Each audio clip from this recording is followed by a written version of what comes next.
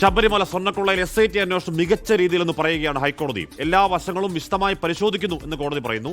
ഹൈക്കോടതിയുടെ ഇടക്കാല ഉത്തരവിന്റെ പകർപ്പ് 24 കിട്ടി. 4ാം ഘട്ടത്തിൽ അന്വേഷിക്കുന്നത് സ്വർണ്ണ കൈമാറ്റം സംബന്ധിച്ചെന്ന് SIT വ്യക്തമാക്കി. സംസ്ഥാനത്തിന് പുറത്തുനിന്നും സുപ്രധാന രേഖകൾ കണ്ടെടുത്തു.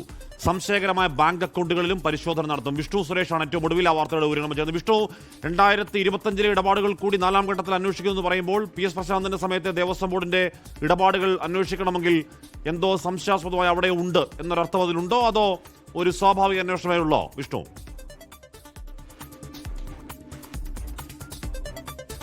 ഈ ഉത്തരവിലെ ഏറ്റവും പ്രധാനപ്പെട്ട ഭാഗമാണത്. അന്വേഷണത്തെ 4ആയി തിരിച്ചിരിക്കുന്നുവെന്ന് SIT വ്യക്തമാക്കുന്നു.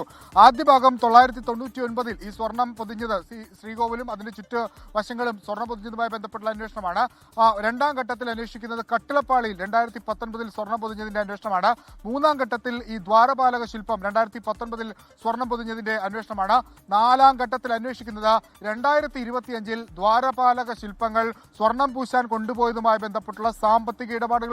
അതായത് SIT അന്വേഷണത്തിന്റെ പരിധിയിലേക്ക് 2025 സ്വർണം പൂശാൻ കൊണ്ടുപോയത് എത്തിയിരിക്കുന്നു. അതിന്റെ വിശദമായ അന്വേഷണത്തിലേക്ക് പോകുന്നു SIT. അതിന്റെ സാമ്പത്തിക ഇടപാടുകൾ ഇഴകീറി പരിശോധിക്കാൻ SIT തീരുമാനിച്ചിരിക്കുന്നു എന്നുള്ളതാണ് ഈ ഇടക്കാല ഉത്തരവിലെ ഏറ്റവും പ്രധാനപ്പെട്ട ഭാഗം. മറ്റൊന്ന്, ഈ അന്വേഷണവുമായി ബന്ധപ്പെട്ട് നേരത്തെ സിംഗിൾ ബെഞ്ചിന്റെ ഭാഗത്ത് വലിയ വിമർശനങ്ങൾ SITക്ക് ഉണ്ടായിരുന്നു. പ്രത്യേകിച്ച് അന്വേഷണം ശരിയായ ദിശയിൽ പോകുന്നുണ്ടോ എന്ന സംശയം പോലും പ്രകടിപ്പിച്ചിരുന്നു. പല ആളുകളിലേക്കും എത്തുന്നില്ല, നിലവിൽ സംശയ നിഴലിലാണ് അന്വേഷണം തുടങ്ങിയ കാര്യങ്ങളൊക്കെ സിംഗിൾ ബെഞ്ച് പറഞ്ഞെങ്കിലും ഈ അന്വേഷണ സംഘത്തെ രൂപീകരിച്ച ദേവസ്വം ബെഞ്ച് പറയുന്നത് അന്വേഷണം മികച്ച രീതിയിൽ മുന്നോട്ട് പോകുന്നുണ്ട്, എല്ലാ ഭാഗങ്ങളും കേന്ദ്രീകരിച്ചാണ് അന്വേഷണം പോകുന്നത്. ഒപ്പം മാധ്യമങ്ങളെ കോടതി വിമർശിക്കുകയും ചെയ്യുന്നു. അനാവശ്യമായ സമ്മർദ്ദം മാധ്യമങ്ങൾ ചില തെറ്റായ വാർത്തകളിലൂടെയൊക്കെ ഈ SITക്ക് മുകളിൽ അടിച്ചേൽപ്പിക്കാൻ ശ്രമിക്കുന്നുണ്ട്. അത്തരം സമ്മർദ്ദങ്ങൾക്ക് കീഴ്പ്പെടരുത്, കേവലം മാധ്യമ സെൻസേഷനലൈസേഷന്റെ ഭാഗമായി നിങ്ങൾ അങ്ങനെയല്ല ഈ അന്വേഷണം കൊണ്ടുപോകേണ്ടത് എന്ന മുന്നറിയിപ്പ് കൂടി അന്വേഷണ സംഘത്തിന് SITക്ക് കോടതി നൽകുകയാണ്.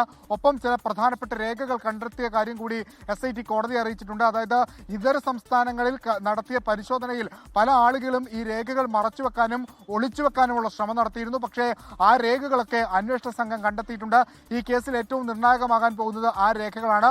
ഒപ്പം പരിശോധനയുടെ കാര്യം, ഈ ശാസ്ത്രീയ പരിശോധന, എത്ര അളവ് സ്വർണം പോയിട്ടുണ്ട്, അതിനിപ്പോൾ പൂർണ്ണമായി പോയിട്ട് ഇവിടെ റെപ്ലിക്ക കൊണ്ടുവച്ചതാണോ എന്ന കാര്യത്തിലൊക്കെ ശാസ്ത്രീയ പരിശോധനാ ഫലം വരേണ്ടതുണ്ട്. അതാണ് ഈ കേസിൽ ഏറ്റവും നിർണായക ലീഡാകാൻ പോകുന്നതെന്നും ഹൈക്കോടതിയെ SIT അറിയിച്ചിട്ടുണ്ട്. അങ്ങനെ സമഗ്രമായ ഒരു ഇടക്കാല ഉത്തരവാണ് ഇപ്പോൾ ഹൈക്കോടതി പുറപ്പെടുവിച്ചിരിക്കുന്നത്. അതിലുണ്ട് ഇനി എന്തൊക്കെ സംഭവിക്കാൻ പോകുന്നു, ഏതെല്ലാം മേഖലകൾ കേന്ദ്രീകരിച്ച അന്വേഷണം നടത്താൻ പോകുന്നു. ഒപ്പം SITക്ക് പൂർണ്ണ പിന്തുണ, പൂർണ്ണ ആത്മവിശ്വാസം കൂടി കോടതി നൽകുകയാണ്. ഹാഷ്മി, ഓക്കെ, അപ്പോൾ ഇന്ന് ഹൈക്കോടതി വിശദമായി തന്നെ കാര്യങ്ങൾ പരിശോധിക്കുകയായിരുന്നു. 6 ആഴ്ച കൂടി വളരെ വിശദമായ അന്വേഷണത്തിന് സമയം കൊടുക്കുന്നുണ്ട്. മാധ്യമങ്ങൾക്ക് വിമർശനമുണ്ട്.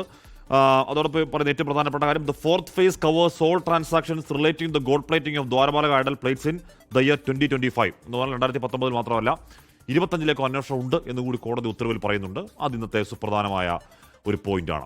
ലോകത്തെവിടെയായാലും ഏത് സമയത്തും 24 വാർത്തകളും ഓഗ്മെന്റഡ് റിയാലിറ്റി പാക്കേജുകളും എക്സ്പ്ലെയിനറുകളും വിശദമായി കാണാൻ ഞങ്ങളുടെ YouTube ചാനൽ നിങ്ങൾക്ക് സബ്സ്ക്രൈബ് ചെയ്യാം.